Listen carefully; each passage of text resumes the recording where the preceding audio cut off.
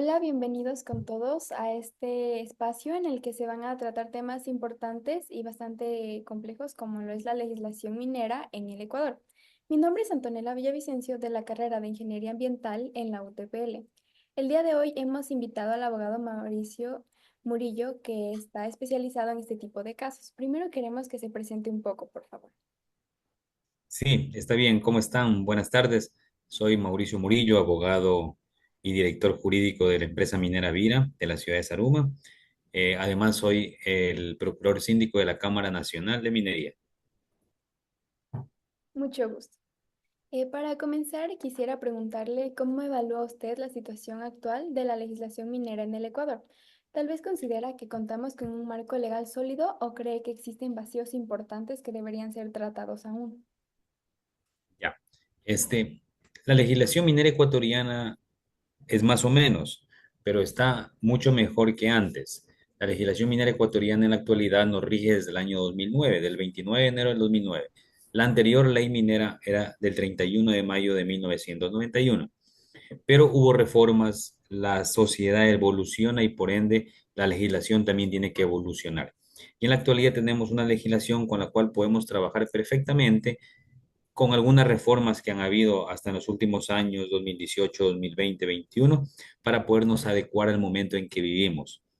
Quizás alguna que otra pequeña reforma se le podría hacer, pero normalmente nuestro esquema normativo, nuestra ley de minería, nos sirve perfectamente para poder trabajar en el área y en el sector minero. Exacto, con esto hay cómo trabajar perfectamente en esta área. Entonces, tal vez lo más crítico en esto está en cómo esta se aplica, cómo la norma se aplica, en más en cómo está escrita. Claro, la aplicación es de personas. A veces unas personas van a aplicarla de correcta manera y a veces hay personas que la van a aplicar para su beneficio propio sin importarle el bien común, el bien de la comunidad. Recordemos que nosotros tenemos representantes cada 4 años y el sector minero directamente depende del ministerio sectorial, así dice la ley de minería, que naturalmente es el ministro de Minas y Petróleos. Y obviamente es quien va a ejercer la política minera en el Ecuador según la ley de minería. Exacto. Entonces, dentro del marco constitucional ecuatoriano, coexisten tanto el derecho a realizar actividades económicas como el derecho a vivir en un ambiente sano, ¿no? Entonces, ¿cómo se resuelve este conflicto, este aparente conflicto, desde el punto de vista jurídico? Sí, tal como tú dices, la Constitución de la República del Ecuador prevé que las personas que vivimos en el Ecuador, sean ecuatorianos o no, tenemos derecho a vivir en un ambiente sano, en un ambiente sustentable y obviamente respetando el derecho al buen vivir, así dice la Constitución. El derecho al buen vivir que enmarca muchas cosas y pienso que es una evolución en el derecho constitucional para los ecuatorianos en general. Lo que deben saber ustedes como ingenieros ambientales y que deben saber también la comunidad en general, que el buen vivir o el derecho a vivir en un ambiente sustentable y sano puede ser también fácilmente convivir con un proyecto minero. Pero esto depende de que el proyecto minero sea técnicamente llevado en forma minera y ambiental y que la comunidad o el área de influencia esté de acuerdo para que se realice aquel proyecto minero. Si estas dos aristas trabajan correctamente, formarán un solo canal que van a rendir muchos frutos para el Estado ecuatoriano. Exacto. Pero entonces cree que, bueno, no el Estado, hay ciertas empresas que están como que en este tipo de, como que están en este tipo, en esta área minera, tienden más a lo económico que a lo ambiental. No, se puede notar o se percibe aquello, ¿no? Pero acuérdate que el Estado ecuatoriano es el dueño de los recursos naturales no renovables en el Ecuador, el Estado. Y por delegación le entrega la explotación a personas naturales o jurídicas, o sea, a particulares o a empresas. Si la empresa o el particular cumple la normativa minera, cumple la normativa ambiental, la seguridad jurídica obliga a que el Estado ecuatoriano proteja a esas empresas mineras o a esos particulares que hacen minería. Asimismo, el Estado ecuatoriano tiene que proteger la calidad de vida o el buen vivir del área de influencia del proyecto minero, el buen vivir, el ambiente sano, sustentable, todo lo que dice la Constitución. Pero en su efecto, si hay un funcionario que no protege a la empresa o al titular minero pese a cumplir con la normativa legal y ambiental, tiene que proteger a ese titular minero. Y si es que ese titular minero causa un daño o provoca un daño a la comunidad, en su ambiente sano, el buen vivir. Asimismo, el Estado tiene que proteger a esa comunidad.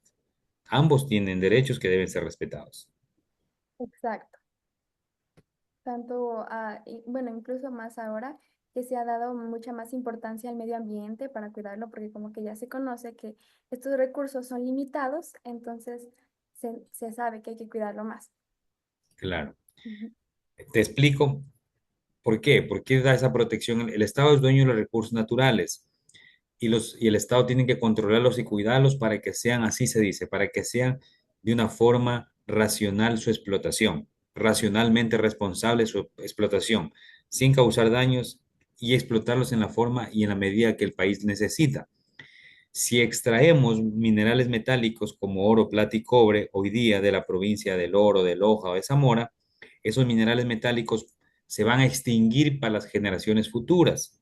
Entonces, por eso la explotación razonable o explotarlos en forma racional.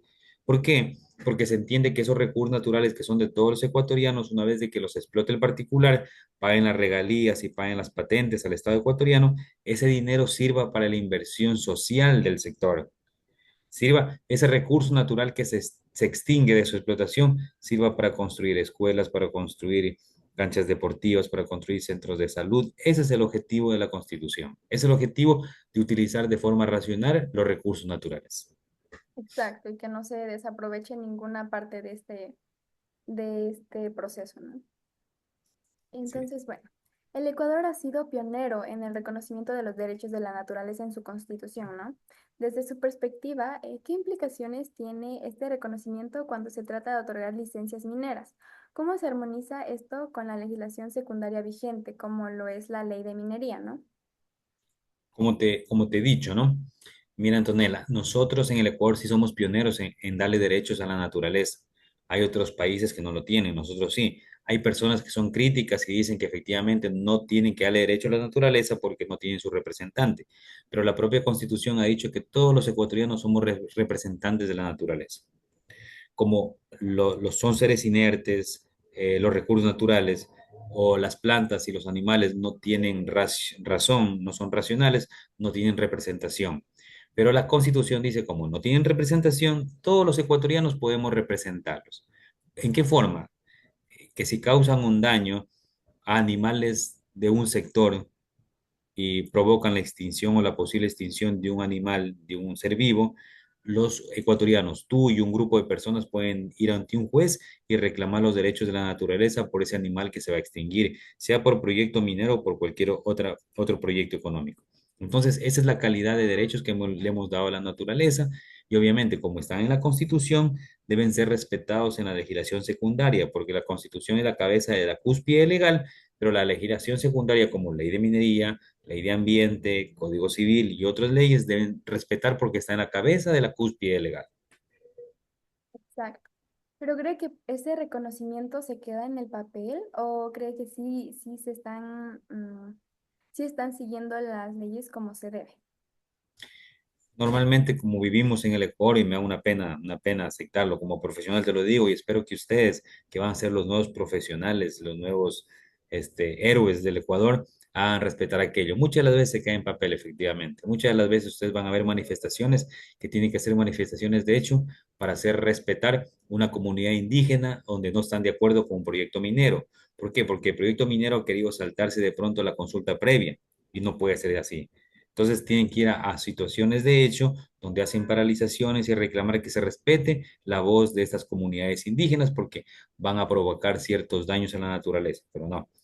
La ley es clarísima, la ley dice que el proyecto minero se inicia en la comunidad o pueblo de nacionalidad indígena con la consulta previa. Si la empresa o proyecto minero no lo hace, estaría infringiendo la ley.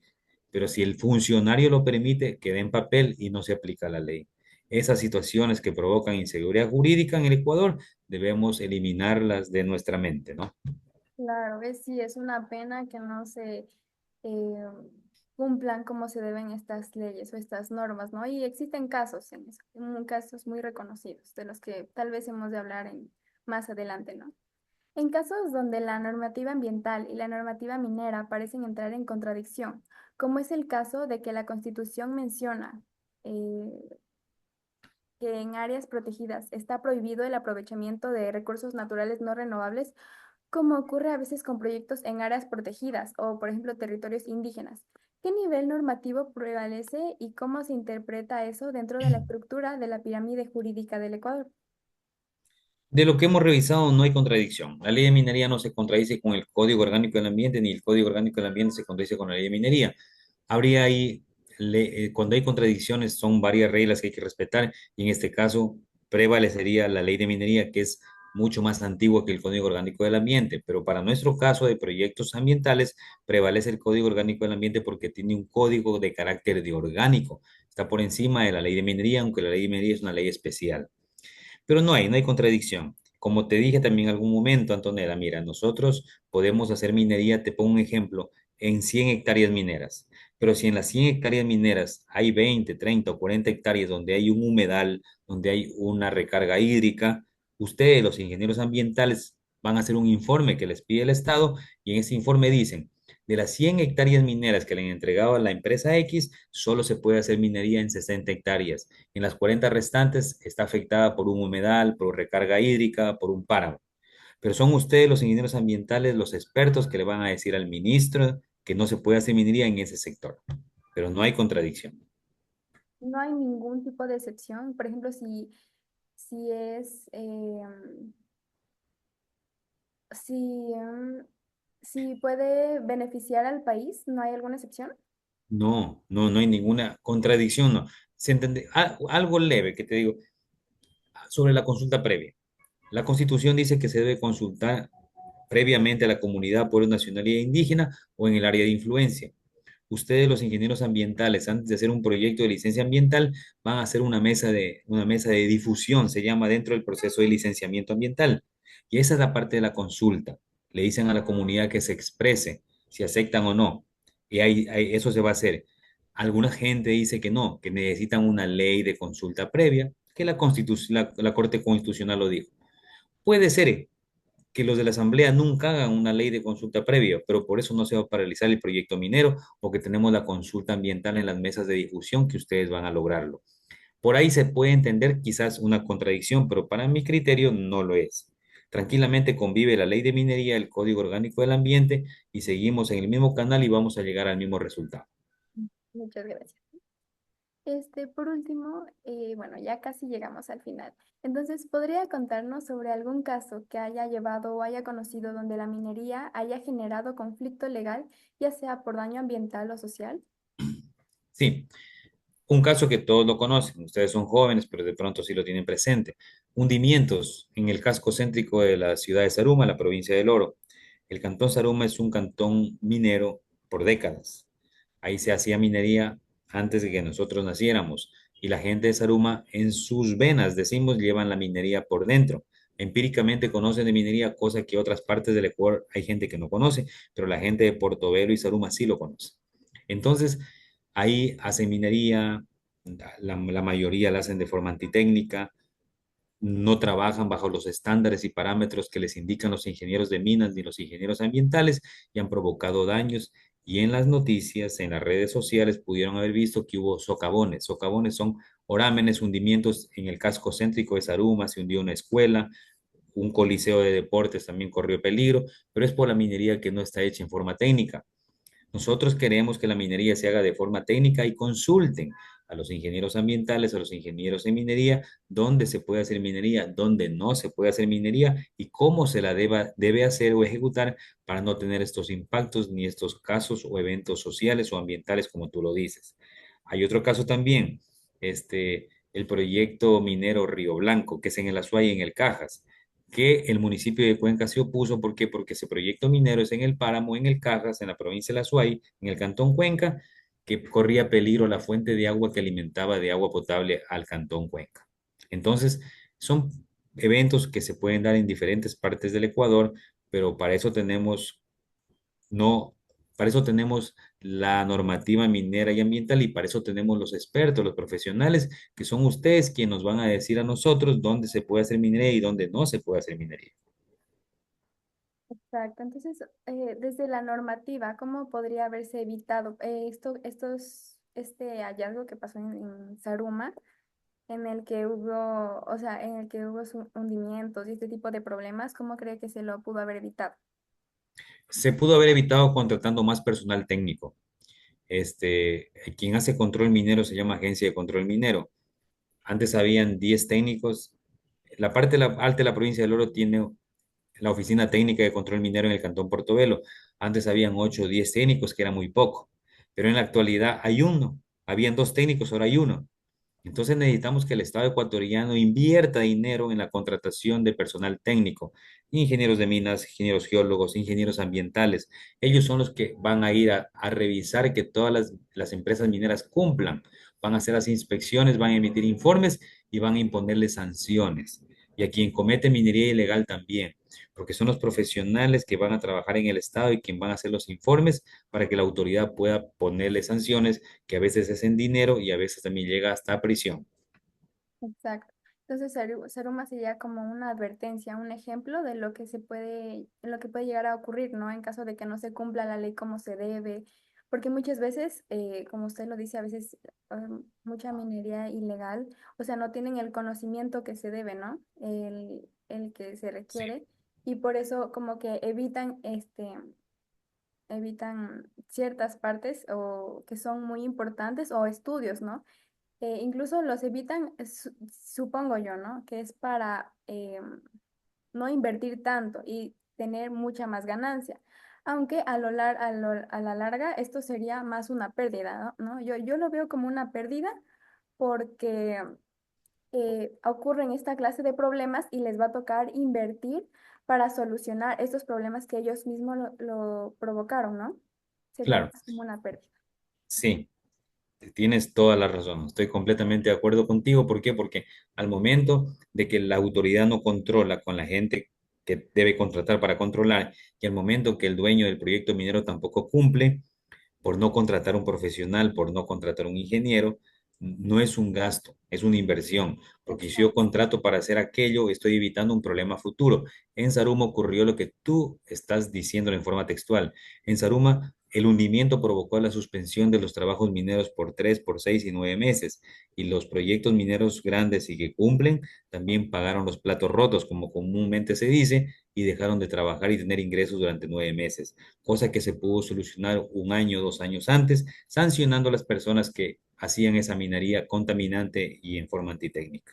Exacto, y también tenían que haber, o sea, tenían que haber tomado en cuenta no solo a la ciudad, o sea, el daño que podía provocar en la ciudad, sino al daño que le podía provocar a las personas que viven ahí, ¿no? Claro, claro, Eh, los daños que se pueden provocar a la humanidad. ujú, Ventajosamente, en esa escuela en Saruma, denominada La Inmaculada, ese hundimiento fue en temporada de vacaciones. Imagínate, tú como jovencita puedes darte cuenta qué hubiese ocurrido si hubiera sido en temporada escolar con los niños ahí recibiendo clases. Hubiera habido pérdidas fatales, ¿no? sí, y eso hubiera sido más preocupante. Claro, claro, claro, sí. Traten ustedes de ir adelante como ingenieros ambientales. Tienen un trabajo arduo, pero van a ser recompensados. Cuidar los ríos de la Amazonía ecuatoriana, el Yunzupino, otros ríos, el Palora también creo que es, donde se está haciendo minería de forma ilegal, lavado de activos, dinero ilegal, que aparte termina dañando la naturaleza. Entonces, abogado, como última pregunta sería, según su experiencia, ¿qué nos recomienda a mí como estudiante de ingeniería ambiental o incluso a los ingenieros ambientales y su aporte a a la comunidad? ¿Qué es lo que nos recomienda? Ya, yo felicito a la academia que está formando ingenieros ambientales muy valiosos que van a trabajar de la mano con los ingenieros de minas, que se preparen, que sepan que la minería es necesaria para el mundo, para el Ecuador. Ustedes tienen en sus manos smartphones, que la mayor cantidad de metales viene de la minería. Estamos usando la computadora que es fabricada a través de los metales, la industria aeroespacial que es de los metales, la industria quirúrgica es de los metales y además los grandes personas empresarias que tienen dinero lo tienen en reservas de oro. Así que de los metales vamos a vivir toda la vida. Lo único que ustedes deben hacerlo o deben esforzarse para que aquel empresario o aquel minero se esfuerce por hacerlo de una forma sustentable, sin dañar la naturaleza, explotando los recursos de forma racional. El empresario puede ser economista, yo soy abogado, pero ustedes son los expertos que conocen de realizar el mínimo impacto al ambiente o indicar los lugares donde no se debe hacer minería. Exacto. Como saben decir, cuidar de esta gran biodiversidad, porque el Ecuador hemos sido bendecidos con una gran biodiversidad. Es Tenemos hermoso. de todo. En el Ujú. Ecuador tenemos de todo. Tenemos recursos marinos, recursos minerales, recursos de personas, tenemos personas muy valiosas. Debemos reclamar, debemos exigirle al Estado que contraten a personal, no es gasto ni para el Estado. Contratar Es una jóvenes inversión, sí. profesionales es inversión. La inversión falta, inversión en la academia, en los profesionales, en la formación, luego contratar a los profesionales en los ministerios y luego el resultado de la explotación minera de la contratación de profesionales, el resultado va a ser en inversión social, en educación, salud y educación.